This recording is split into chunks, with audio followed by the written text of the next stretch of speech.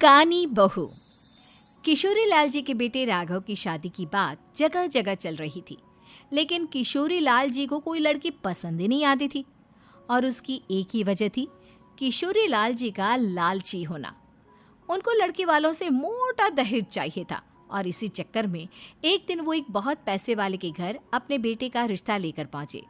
उस आदमी का नाम था ओम प्रकाश। देखिए किशोरी लाल जी, मेरी एक ही बेटी है और मेरी सारी संपत्ति जायदाद सब कुछ मेरी बेटी नैना का ही है। पापा, नाम से लगता है बहुत खूबसूरत होगी। कितना अच्छा नाम है ना, नैना। ओ, वैसे बात तो सही है आपकी। अब इतना पैसा है, जमीन जायदाद है, इकलौती बेटी, आप भी क्या करेंगे? सब कुछ उसे ही देंगे ना। बिल्कुल ठीक पहचाना आपने। बस बेटी की शादी और सारी जायदाद उसके नाम। पापा, बिना देखे हाँ कर दीजिए ना। इतना अच्छा रिश्ता फिर कहाँ मिलेगा? माला माल हो जाएंगे हम। मैं अपनी बेटी को बुलाता हूँ। अरे नहीं नहीं नहीं नहीं, आपकी बेटी का नाम नैना है, सुनकर ही लगता है बहुत सुंदर होगी। रहने दीजिए अंकल, मैं तो आपकी बेटी के नाम से ही इतना खुश हो गया हूँ कि उसे बिना देखे शादी करने को तैयार हूँ। अब तो मैं उसका चेहरा सीधे शादी के बाद ही देखूंगा। और इस तरह राघव नैना का चेहरा नहीं देखता और उससे शादी कर लेता है। शादी के बाद अपनी सुहाग रात पर जब राघव नैना का घूंघट उठाकर देखता है तो नैना की आंखें बंद थी। कितनी खूबसूरत हो तुम नैना, जरा अपनी आंखें खोलकर मेरी तरफ देखो तो सही। नहीं, मुझे शर्म आती है। अरे, मैंने तुम्हें शादी से पहले भी नहीं देखा, और अब अगर तुम आंखें खोलकर मुझे देखोगी भी नहीं तो मुझे अच्छा कैसे लगेगा? इससे पहले कि नैना अपनी आंखें खोलकर राघव की तरफ देखती, अचानक से लाइट चली गई और राघव नैना को पूरी तरह से देख भी नहीं पाया। अगली सुबह नैना राघव के लिए नाश्ता बनाकर लेकर आई। अरे ये क्या, आधा पराठा सीका हुआ है और आधा बिल्कुल कच्चा। ये तुमने क्या किया नैना? बहू, तुमने क्या आधा पराठा तवे से नीचे लटका कर रखा था, जो आधा सिका है और आधा कच्चा?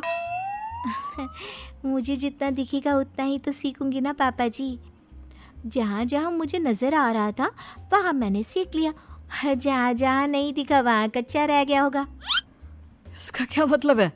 ये कैसा मजाक कर रही है तुम? अरे बहू, तुमने इतना लंबा घूंघट क्यों लगाया हुआ है? देखो, हमारे घर में बहुओं को बेटी की तरह रखा जाता है, और फिर तुम तो इतना सारा माल लेकर आई हो। देखो, ये घूंघट डालकर रखने की कोई ज़रूरत नहीं है। हाँ नैना, पापा जी ठीक कह रहे हैं, तुम तो आराम से रहो, अपना ही घर समझो। नैना अचानक से अपना घूंघट उठा लेती है। अरे ये क्या पापा, नैना की तो एक आंख फूटी हुई है। नाम से नैना, लेकिन ये तो कानी बहू निकली। मेरे साथ धोखा हुआ है, धोखा। बिना दिखाए अपनी कानी लड़की मेरे संग ब्याह दी। मुझे कानी बीवी नहीं चाहिए। मुझे अभी ओम प्रकाश जी से बात करनी पड़ेगी। आखिर उन्होंने मेरे साथ ऐसा किया क्यों? अरे, आप लोगों ने ही तो पापा से कहा था कि आप लोग शादी से पहले मुझे देखना नहीं चाहते। अब मेरे पापा पर क्यों इल्जाम लगा रहे हैं? अरे लेकिन उन्हें बताना तो चाहिए था ना कि तुम कानी हो, एक आंख से तुम्हें दिखाई नहीं देता। किशोरी लाल और राघव नाराज होकर ओम प्रकाश को अपने घर बुलाते हैं। पापा जी, ये आपने क्या किया? शादी से पहले बताया क्यों नहीं कि नैना की आंखों में परेशानी है? अरे, आप ही ने तो लड़की देखने से मना कर दिया था। अरे लेकिन आप बता तो सकते थे। आपको तो हमारी बेटी की प्रॉपर्टी चाहिए थी, वो भी पूरी की पूरी। अब क्या हुआ अगर उसे आधा दिखाई देता है? प्रॉपर्टी तो आपको पूरी मिल गई ना। अरे ये क्या बात हुई? मेरी शादी प्रॉपर्टी से नहीं, आपकी बेटी से हुई है। अब ये तो पहले सोचना चाहिए था, तब तो मेरी प्रॉपर्टी देखकर तुम्हारी जुबान लप लपा रही थी। लेकिन मैं कानी लड़की को अपनी बीवी बनाकर नहीं रख सकता। पापा, कुछ करिए ना आप। हाँ, करता हूँ।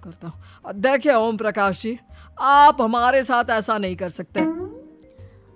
और तुम देखो, अगर तुमने मेरी बेटी से शादी तोड़ी ना, तो जो भी प्रॉपर्टी मैंने तुम्हें दी है वो तो पूरी की पूरी वापस ले ही लूँगा, और आधी प्रॉपर्टी तुम्हारी भी लूँगा।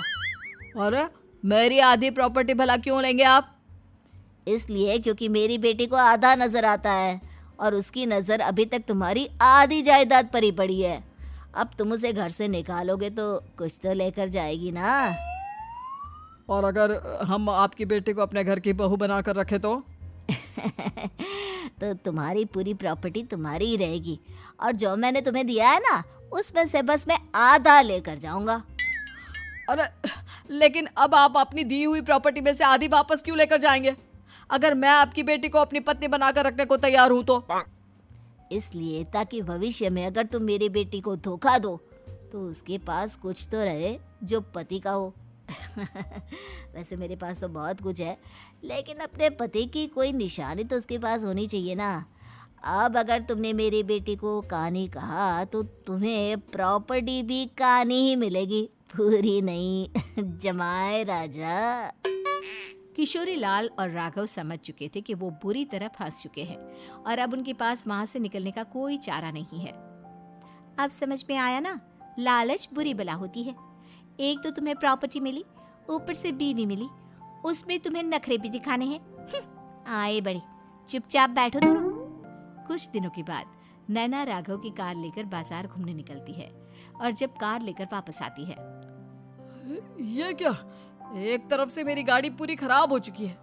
लगता है तुमने मेरी गाड़ी को किसी दूसरी गाड़ी के साथ एक्सीडेंट किया है। अरे अरे कितना बड़ा नुकसान कर दिया तुमने बहू। वो क्या है ना पापा जी, मुझे एक आंख से दिखाई नहीं दे रहा था, सामने से गाड़ी आ रही थी।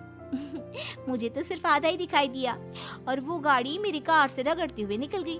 अब मैं क्या करूं बताओ? आप इसे ठीक कराने के पैसे कौन देगा? तुम्हारे पापा? तुमने मुझसे इस तरह से बात की? अभी रुको। नैना राघव की शिकायत ओम प्रकाश को कर देती है। देखो राघव, अब जो मेरी आधी प्रॉपर्टी तुम्हारे पास थी ना, उसमें से आधी और मैं लेकर जाऊंगा, क्योंकि तुमने मेरी बेटी को डांटा। अरे नहीं नहीं पापा जी, गलती हो गई, माफ कर दो। गलती की तो कोई गुंजाइश ही नहीं। अगली बार मेरी बेटी को डांटा तो बची हुई आधी में से आधी और ले जाऊंगा। लालच के चक्कर में हम दोनों ने बहुत बड़ी गलती कर दी बेटा। एक तो तुम्हें कानी बहू मिली और ऊपर से जो माल मिला वो भी काना। इस तरह राघव की हर एक गलती पर ओम प्रकाश उसकी प्रॉपर्टी का आधा आधा हिस्सा लेकर अपना सारा माल वापस ले गया और राघव को कानी बीवी से काम चलाना पड़ा। भाई लालच वाकई में बुरी बला है।